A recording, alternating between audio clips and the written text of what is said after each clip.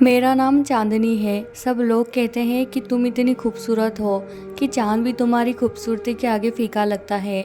मेरे माँ बाप ने शायद इसीलिए मेरा नाम चांदनी रखा था। और सच में मैं बहुत सुंदर थी। जितनी सुंदर थी उतनी ही धन दौलत से भरपूर थी। मेरे पापा शहर के सबसे बड़े बिजनेसमैन थे। पैसे की कोई कमी नहीं थी। इन सारी खूबियों के रहते हुए मेरा घमंडी होना जायज़ है। मैं इतनी ज़्यादा घमंडी थी, इंसान को इंसान नहीं समझती थी। दोस्त भी बस गिने चुने हुए ही थे। किसी को घास नहीं डालती थी। अपने पापा की राज दुलारी थी तो मम्मी की आंखों की ठंडक।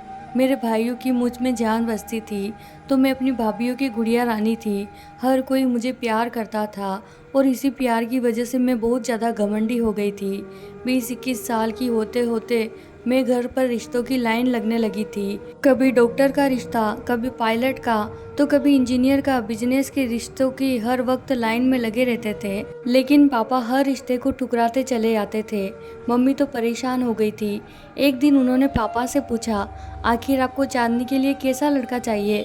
पापा बोले, ऐसा लड़का चाहिए जो मेरी चांदनी के साथ खड़ा हो तो लोग कहे कि हाँ, चांद सूरज की जोड़ी है। भले लड़का गरीब घर का हो लेकिन मेरी चांदनी के जोड़ का हो, क्योंकि मेरे पास पैसे की कमी नहीं है। मैं अपनी बेटी को सोने में तोल दूंगा, लेकिन मेरा होने वाला दामाद सुंदरता में मेरी बेटी से भी बढ़कर होना चाहिए। अपने पापा की बातें सुनकर मैं खिल उठी थी। जो विचार मेरे थे वही विचार मेरे पापा के भी थे। बहरहाल पापा को कोई रिश्ता पसंद नहीं आ रहा था और मेरे दिन खूब मौज मस्ती में गुजर रहे थे। आखिरकार पापा को एक रिश्ता पसंद आ ही गया। पापा ने कबीर की तस्वीर मेरे सामने लाकर रख दी, लेकिन मैंने तस्वीर देखने से मना कर दिया। बोली, पापा, मुझे आपकी पसंद पर पूरा भरोसा है। मेरी बात सुनकर मेरी माँ और मेरे भाई तो चकरा कर रह गए थे। बोले, चांदनी, तुम सूट खरीदने से पहले भी उसे 3 बार ट्राई करती हो, फिर भला अपने जीवन साथी की तस्वीर भी क्यों नहीं देखी तुमने? मैंने कहा, मुझे अपने पापा पर पूरा भरोसा है। मेरे पापा ने ऐसे ऐसे रिश्ते ठुकराए हैं। अगर वह रिश्ते हो जाते तो पापा को बिजनेस में फ़ायदा ही फ़ायदा होता, लेकिन फिर भी पापा ने इन रिश्तों को ठुकरा दिया। इतने सारे लड़कों को ठुकराने के बाद पापा ने कोई लड़का पसंद किया है तो अच्छा ही होगा। मेरी बात सुनकर पापा का सर गर्व से ऊंचा हो गया। चांदनी बेटा, लड़का हमारे जोड़ का नहीं है, लेकिन जब वह तुम्हारे साथ खड़ा होगा तो लोग तुम्हें चांद सूरज की जोड़ी कहेंगे। सुख सुविधा के सामान से मैं अपनी बेटी का घर भर दूंगा और इस तरह लड़के वाले भी मेरी बेटी से दबकर रहेंगे। मेरे पापा ठीक कह रहे थे।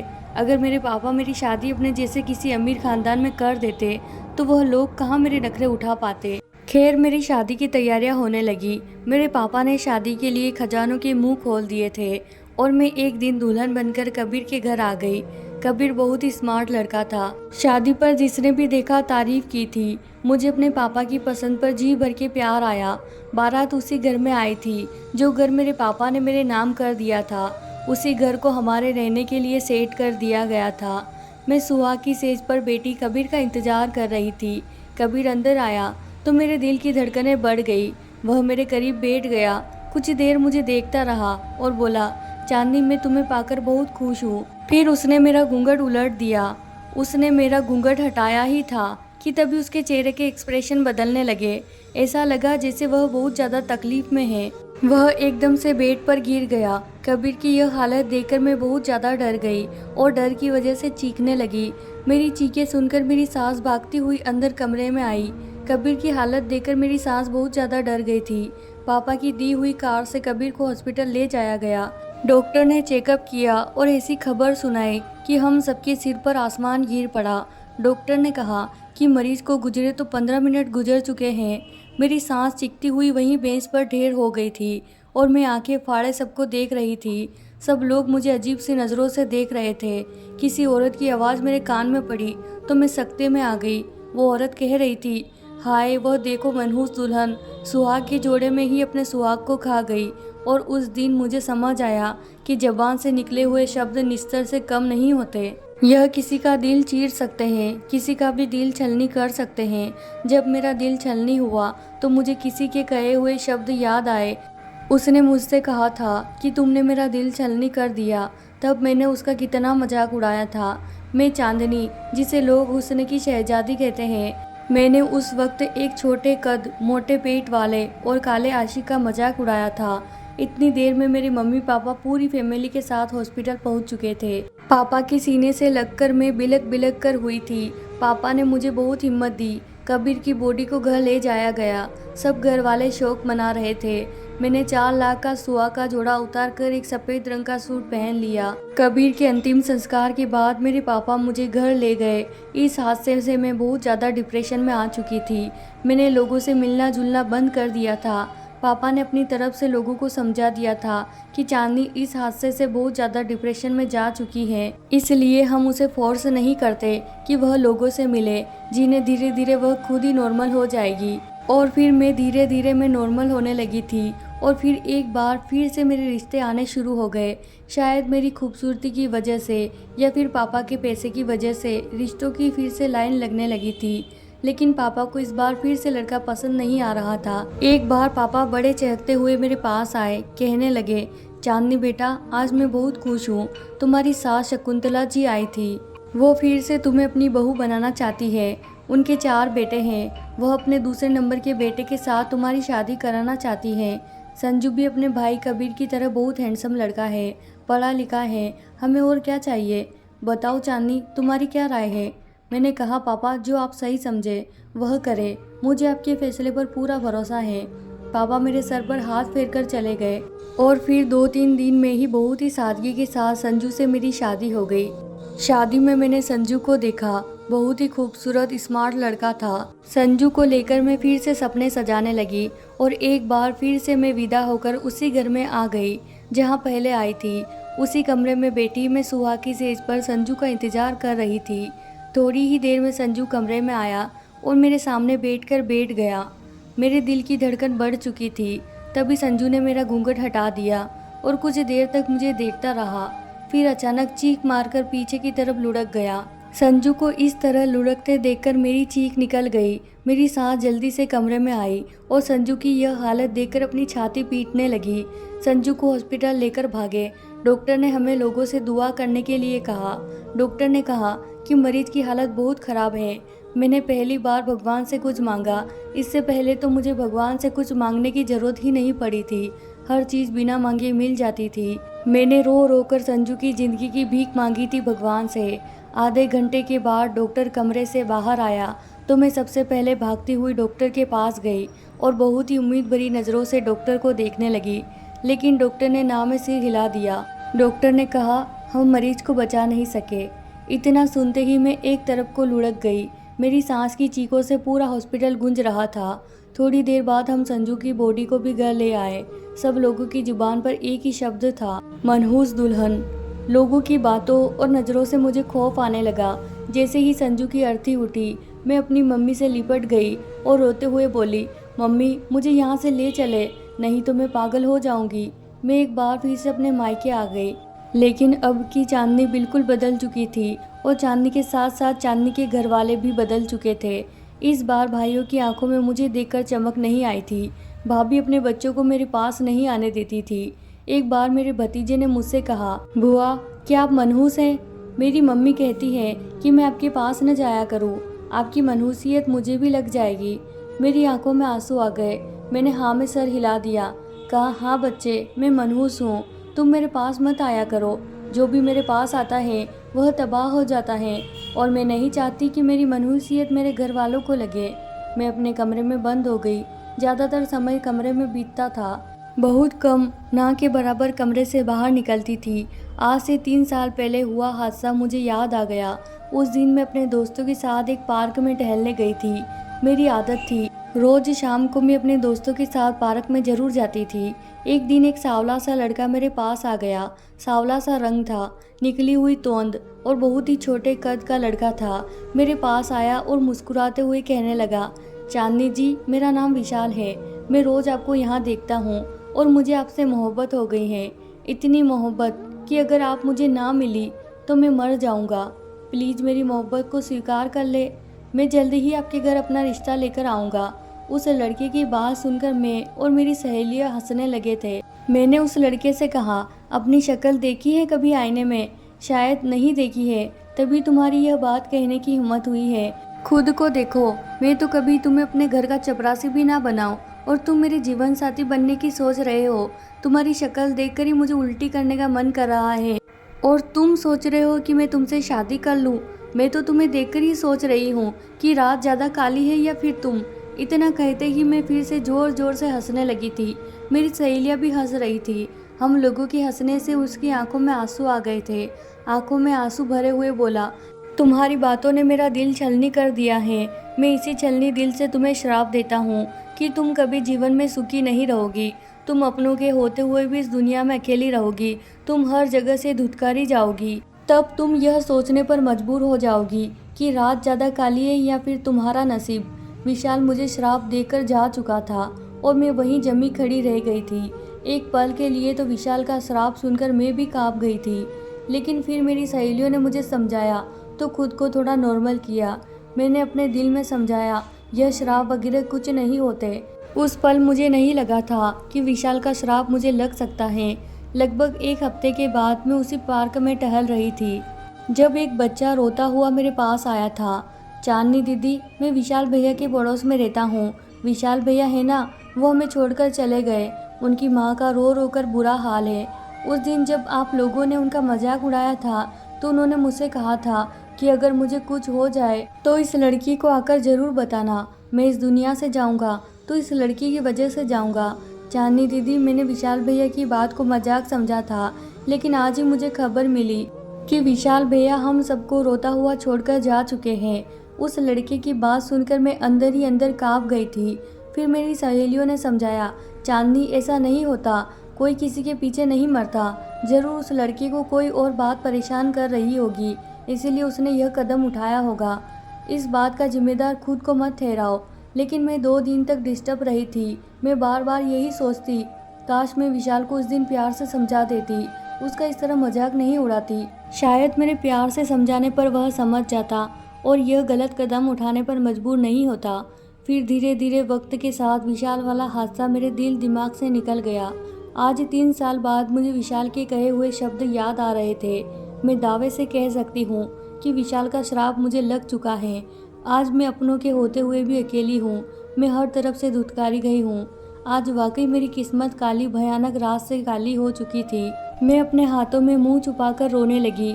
पापा मेरे पास आए और बोले, चांदनी गुड़िया, शकुंतला बहन अपने तीसरे बेटे के लिए तुम्हारा हाथ मांग रही है। पापा की बात सुनकर मैं हैरान रह गई। मैं जोर जोर से नहीं, मैं सिर हिलाने लगी।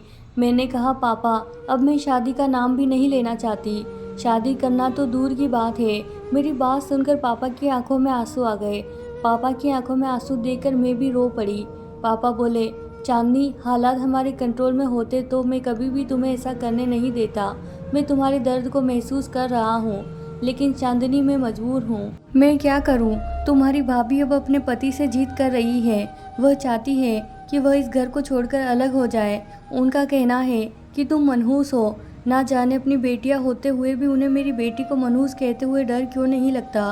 तुम्हारी भाभीियों का मानना है कि तुम जैसे अपने पति को खा गई, वैसे ही उनके पति को भी खा जाओगी। तुम्हारी भाभी जो भी बात कर रही है बहुत ज़्यादा गलत कर रही है, लेकिन मैं उन्हें यह कहने से रोक नहीं सकता। चांदनी, अगर वह मेरे बेटों को मुझसे छीन कर ले गई तो मैं जी नहीं पाऊंगा। मैंने पापा की बातें सुनी और अंदाज़ा लगाया कि हर इंसान मजबूर है। मेरा बाप अपने बेटों की मोहब्बत में अंधा होकर यह नहीं सोच पा रहा है। एक बार फिर से मैं विदा होकर चली गई तो अपनी सास के तीसरे बेटों को भी खा जाऊंगी। पापा के कहने पर मैंने तीसरी शादी के लिए हाँ कह दिया। मेरी बड़ी भाभी हंसकर बोली, चांदनी, तुम्हारे सास बहुत ही लालची औरत है। उसे अपने बेटों की जान की परवाह नहीं है। उसे तो परवाह है तुम्हारे बाप के द्वारा दिए गए पैसों की। जौहर बेटे की मौत के बाद तुम्हारे पास और भी ज़्यादा बढ़ चढ़ा कर देते हैं। भाभी की बात सुनकर मैं चुप हो गई। तीसरी शादी मैंने बहुत डरते डरते की और शादी की पहली रात में वही हुआ जो मैं पहले से जानती थी। मैं तीसरी बार भी विधवा हो गई थी। इस बार मेरे पापा मेरे पति के अंतिम संस्कार के बाद मुझसे नज़रें चुरा कर चले गए थे। मुझे अपने साथ अपने घर नहीं लेकर गए थे। मैं उसी घर में रह गई थी। हर वक्त मैं अपने कमरे में पड़ी रहती थी। कुछ भी अच्छा नहीं लगता था। विशाल का श्राप हर वक्त मेरे आसपास मंडराता हुआ महसूस होता। मेरी सास तो मुझसे बात ही नहीं करती थी। मुझे खाना देना तो दूर की बात थी। जब भूख से बहुत ज़्यादा तड़पने लगती तो किचन में जाकर देखती थी। जो भी बचा कुचा मिलता उसे खा लेती थी। इस वक्त भी मैं भूख से बेचैन हो रही थी। किचन का चक्कर लगाकर देख चुकी थी, किचन में कुछ भी नहीं था कि तभी किसी ने दरवाज़ा खोला। एक हाथ अंदर आया और खाने से भरी हुई प्लेट अंदर कमरे में रखकर हाथ फिर से गायब हो गया। जो कुछ भी था कमरे के बाहर से ही खाने की प्लेट अंदर करके जा चुका था। मैं हैरान रह गई, इस घर में मेरा कौन हमदर्द था। मेरी सास तो मुझे इतनी नफरत करती थी, फिर अब ऐसा रोज होने लगा। रोज शाम को एक प्लेट खाना कोई मेरे कमरे में दे देता, मैं उसका सिर्फ हाथ ही देख पाती थी। वह कोई मर्दाना हाथ था। हाथ को देखकर अंदाज़ा लगाया जा सकता था कि वह लड़का जो कोई भी है बहुत ही हैंडसम और स्मार्ट है। उसकी खूबसूरत मजबूत कलाई पर बंदी घड़ी बहुत ही शोभा देती थी। एक बार उसे देखने की कोशिश की। जैसे ही उसने खाना अंदर रखा, मैं जल्दी से कमरा खोलकर बाहर आई, लेकिन तब तक वो गायब हो गया था। फिर मैंने उसे देखने की कोशिश ही छोड़ दी। बस बेड पर बेटी देखती रहती कि वह खाने की प्लेट को अंदर कर देता और आराम से गेट को दोबारा बंद करके चला जाता। ऐसे ही 5 महीने गुजर गए थे। एक दिन मेरी सास मेरे पास आकर बैठ गई और बोली, चांदनी, मैं तुम्हारे पापा से अपने चौथे बेटे के लिए तुम्हारा रिश्ता मांग चुकी हूँ। उन्होंने इजाज़त दे दी है। परसों तुम्हारी मेरे सबसे छोटे बेटे के साथ शादी है। अपनी सास की बात सुनकर मैंने अपनी सास के आगे हाथ जोड़ दिए। बस करें आप, कैसी माँ है। मुझे तो लगता है ये बेटे आपके सगे बेटे नहीं हैं, वरना कोई भी माँ अपने बेटे की मौत को यूँ दावत नहीं देगी। आखिर ऐसी कौन सी चीज़ है जो आपको अपने जवान बेटे की कुर्बानी देने के लिए मजबूर करती है। यह पैसा, दौलत, गाड़ी, यह बंगला, ठीक है, मैं सुबह ही वकील को बुलाकर ये सब आपके नाम कर दूंगी, मगर अपने बेटे की जान मुझसे बचा लें। मुझे तो किसी का श्राप लगा है, मेरा सुहाग कभी भी सलामत नहीं रहेगा। मेरी सास मुझे घूरते हुए बोली, किसकी बद्दुआ लगी है तुम्हें। मैं कुछ बोल ही नहीं पाई। मेरी सास की आंखों में शैतानी चमक दिखाई दे रही थी। मेरी बड़ी भाभी की बात मुझे सच लगी थी। मेरी सास एक लालची औरत है। भला ऐसे कैसे हो सकता था। एक औरत अपने 3 जवान बेटों की मौत के बाद एक मनुष्य लड़की को फिर से अपनी बहू बनाना चाहती हो। मुझे लगा था कि शायद मेरी सास मेरे पहले 3 पतियों की सगी माँ नहीं हो सकती। फिर उसे क्या फ़र्क पड़ता है कि कोई मरे या जिए। उसे तो बस बेशुमार पैसों से मतलब था जो हर बार मेरे पापा मेरी सास को देते थे। लेकिन मैं अपनी सास की तरह पत्थर दिल नहीं हो सकती थी।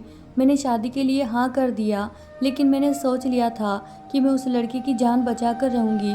मैं इस लड़की को कभी भी अपना चेहरा नहीं दिखाऊंगी और ना ही उसके सामने आऊँगी। शादी का दिन आ गया। पंडित जी ने मंत्र बोले और हमारे फेरे संपन्न हुए। मुझे कमरे में ले जाकर बैठा दिया गया था। मैं आज चौथी बार सेज पर बैठी थी। रात ढल रही थी। मेरा नया पति अभी तक कमरे में नहीं आया था। शायद वह भी अपनी मौत से डर रहा था। मैंने पहले ही सोच लिया था कि मुझे क्या करना है। मैंने अपना शादी का जोड़ा बदला और अलमारी के पीछे जाकर छुप गई। मैं नहीं चाहती थी कि मेरा पति मेरा चेहरा देखे और वह भी मेरे बाकी 3 पतियों की तरह मर जाए। तभी दरवाज़ा खोलकर मेरा चौथा पति अंदर आया। मेरी सांसें ऐसे चल रही थी जैसे कोई आंधी चल रही हो। पता नहीं अगले पल क्या होने वाला है। मैंने अपने दिल ही दिल में ना जाने कितनी दुआएं मांग डाली। अचानक मुझे अपने पति की जोर से बोलने की आवाज़ आई। वह बोला, अम्मा, मेरी दुल्हन कहाँ है। कहीं मेरी दुल्हन तो तूने भगा तो नहीं दिया। मेरी सास की भी आवाज़ें आने लगी थी। वह काफ़ी बौखलाई हुई थी। यहीं पर तो बिठा के गई थी मैं अपने राज दुलारे की पत्नी को। मिल जाएगी, यहीं होगी। थोड़ी देर में कमरे में और भी लोग आने लगे। मुझे कुछ और लड़कियों की आवाज़ आ रही थी। तभी मेरी सास बोली, कबीर, तुमने देखा है चांदनी को। नहीं आंटी, मैंने तो नहीं देखा। कबीर, कबीर तो मेरे पहले पति का नाम था। मैंने जल्दी से अलमारी की ओर से झाँक कर देखा तो मेरी आंखें फटी की फटी रह गई। मेरे तीनों पति जो मर चुके थे वह सही सलामत मेरे सामने खड़े थे। तभी मेरी सास मेरे पति के आगे से हटी तो उसको देखकर लगा कि मैं अब तक सांस नहीं ले पाऊंगी। वह विशाल था, वही विशाल जो 3 साल पहले मेरी खातिर दुनिया से चला गया था। मुझे तो ऐसा लग रहा था कि जैसे मैं शमशान घाट में पहुंच गई हूं और जहां पर सारे मुर्दे जिंदा कर दिए गए थे। मैं डर से कांपने लगी थी। विशाल के चेहरे को देखकर वह मुझे कोई पागल दीवाना लग रहा था। उसकी बातों से बहुत ज़्यादा डर महसूस हो रहा था। वह बोला, अम्मा, एक बार वो चिड़िया मेरे हाथ लग जाए, उसके पर काट दूंगा। मैं उसको हमेशा के लिए इस घर में कैद कर दूंगा।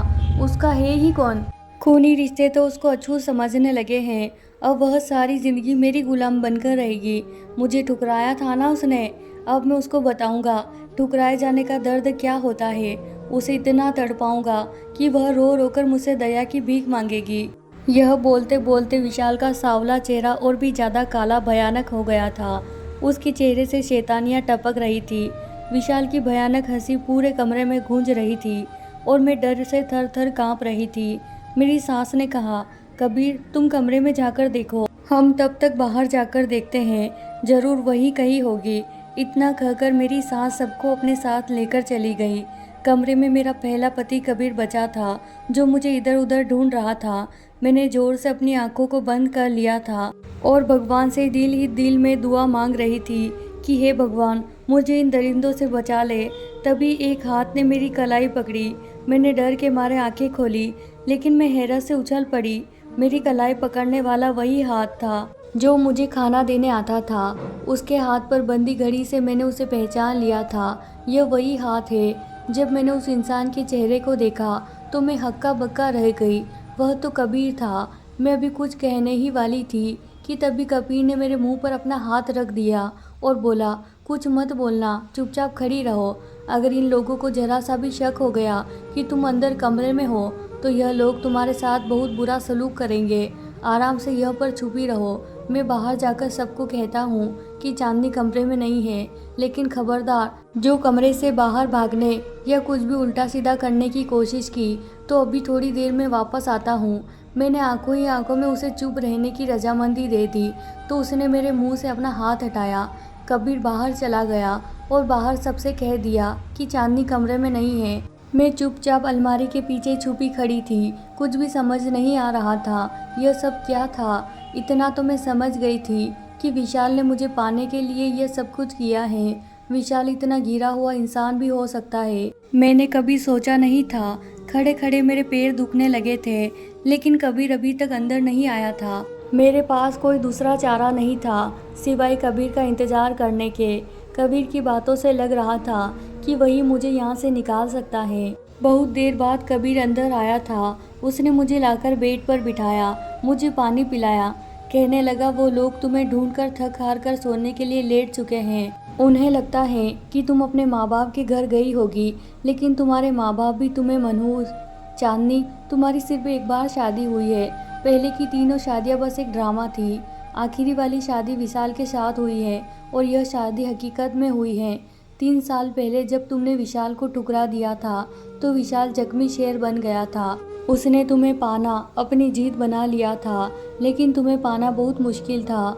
विशाल जैसे कुरूप लड़के के साथ तुम्हारे माँ बाप कभी भी तुम्हारी शादी नहीं करते और फिर उसने तुम्हें हासिल करने के लिए एक प्लान बनाया। उसमें उसने अपने तीनों दोस्तों को शामिल कर लिया। इस प्लान में विशाल की माँ, शादी कराने वाला पंडित और वह डॉक्टर भी मौजूद था। तुम्हारे पापा इतना पैसा दे देते थे कि किसी का मुंह भी बंद करने के लिए काफ़ी होता था। पंडित को पैसे देकर शादी के गलत मंत्र पढ़वाए थे। डॉक्टर को पैसे देकर यह कहलवाया गया था कि मरीज मर चुका है। तुम्हारी पहली शादी का नाटक मेरे साथ हुआ था। फिर एक के बाद एक तुम्हारी 3 शादियां होती चली गई और तुम्हारा पति मरता चला गया। इस सब के पीछे एक ही वजह थी कि तुम मनहूस करार दे दी जाओ, जिससे कि तुम्हारे माता पिता तुमसे पीछा छुड़ा ले। और फिर जब विशाल की माँ ने विशाल का रिश्ता तुम्हारे लिए मांगा तो विशाल के बद्देपन के बावजूद भी तुम्हारे माँ बाप इस रिश्ते के लिए इनकार न कर सके। और विशाल यही सब तो चाहता था, क्योंकि पहले तो तुम्हारे पापा बिल्कुल भी विशाल के रिश्ते के लिए राजी नहीं होते। पहले मैं भी विशाल के साथ था, लेकिन धीरे धीरे मुझे एहसास होने लगा कि तुम्हारे साथ गलत हो रहा है। तुम्हारे माँ बाप ने तुम्हें त्याग दिया, सब तुम्हें मनहूस कहने लगे। यह सब देख मुझे बहुत दुख होता था कि तुम्हारे साथ यह सब करने में मैं भी शामिल हूँ। विशाल की माँ तुम्हें भूखा रखती थी। जब यह बात मुझे पता चली तो रात को मैं होटल से खाना पैक करवा कर लाता था और तुम्हारे कमरे में रख देता था। मैं हैरत से कबीर की बातों को सुन रही थी। मेरी आंखों से आंसू बह रहे थे। बेसाख्ता से मैंने अपना सिर कबीर के कंधे से टिका दिया और फूट फूट कर रोने लगी। जो कुछ भी हुआ था उसमें मैं भी कसूरवार थी। मुझे विशाल के साथ वो गलत रवैया नहीं अपनाना चाहिए था। मैं चाहती तो उसे प्यार से समझा देती, शायद वह मान जाता। लेकिन मेरी बुरी तरह धुतकारने पर ही विशाल ने ये कदम उठाया था। कबीर ने मेरे आंसू साफ किए और कहा, चांदनी मुझे माफ़ कर दो, तुम्हें इस हालत तक पहुंचाने में मैं भी बराबर का जिम्मेदार हूँ। मैंने कबीर को माफ़ कर दिया था, भले ही कबीर ने भी गलत का साथ दिया था, लेकिन अब तक वह मेरी मदद ही कर रहा था। 4:30 बज चुके थे। कुछ ही देर में सुबह होने वाली थी। विशाल ने मेरा हाथ पकड़ा और कहा, हमें इसी वक्त यहाँ से निकलना होगा। अगर विशाल ने तुमको पा लिया तो वह हमेशा हमेशा के लिए तुम्हें इस घर में कैद कर लेगा। कबीर की बात सुनकर मैं जल्दी से उठ खड़ी हुई और हम दोनों बाहर आ गए। पूरे घर में सन्नाटा था, सब लोग अभी तक सो रहे थे। मैं और कबीर जल्दी से मेन गेट पार कर गए। कबीर मुझे मेरे घर के गेट पर छोड़कर चला गया था। मैं अंदर गई, सब लोग मुझे इस समय देखकर हैरान थे, लेकिन फिर मैंने पापा को सारी सूरत हाल बताई। मेरी बात सुनकर पापा को बहुत गुस्सा आ गया था। सब ने मुझे बारी बारी से रोते हुए गले लगाया। मेरी भाभीयों ने भी मुझसे माफ़ी मांगी। सुबह होते ही पापा पुलिस के पास गए और पुलिस को लेकर विशाल के पास पहुंच गए। फिर विशाल को और उसकी मां को गिरफ्तार कर लिया गया। कबीर ने इस पूरे घटना की गवाही दी थी। जो लोग भी साजिश में शामिल थे, सबको गिरफ्तार किया गया। कबीर को भी पुलिस ने गिरफ्तार किया था, लेकिन कबीर ने पुलिस का साथ दिया था और मुझे भी उन लोगों से बचाया था। इसीलिए कबीर को पुलिस ने जल्दी ही छोड़ दिया। मेरे पापा ने विशाल से मुझे तलाक दिलवा दी थी। अब मैं अपने माँ बाप के घर में हूँ। सब लोग मुझसे पहले की तरह ही प्यार करते हैं, लेकिन मेरे अंदर एक बहुत बड़ा बदलाव आ गया है।